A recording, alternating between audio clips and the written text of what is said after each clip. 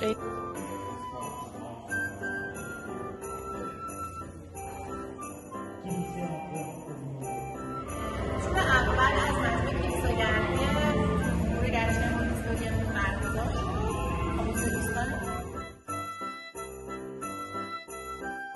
منبع گرمای کلیسا رو کشف کردیم. اوه راستیه. اینجا نمیده حاجت میده.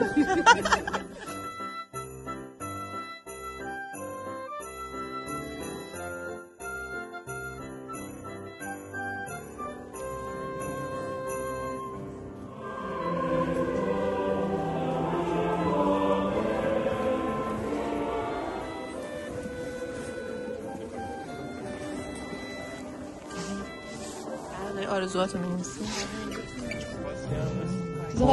خواستم توی بنویسی میتونه بفهمم. الان تنها چیزی که ندارمش هم کاره. باید تخصصاتو بنویس که کلیسا بدونه چیکار کنه. نمیشه که.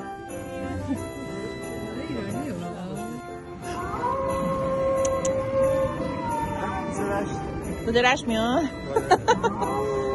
اینجوریه مونتیسوری من تو مونترو صدای رشت در میاره.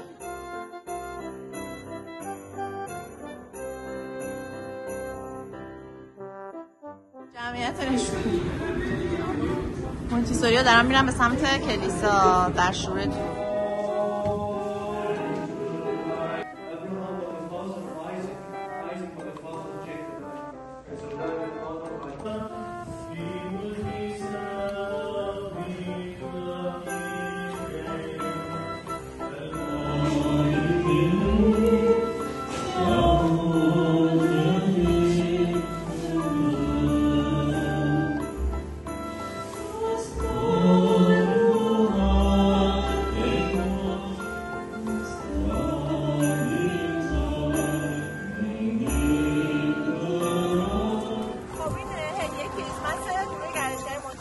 بازدید از دو تا کلیسای ارتدوکس بعد از تور دو هفته گذشته که راجع به کلیسای کاتولیک بود امروز برگزار شد.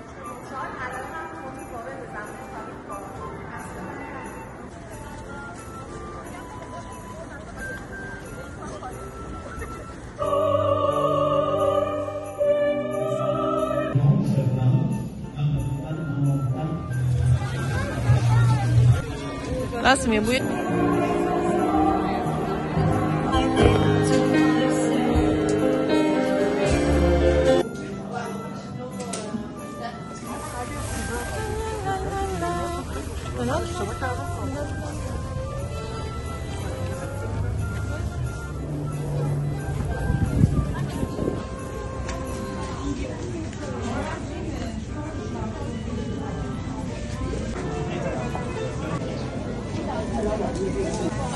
من دوست دارم ولی امروز میخوام هاچوری.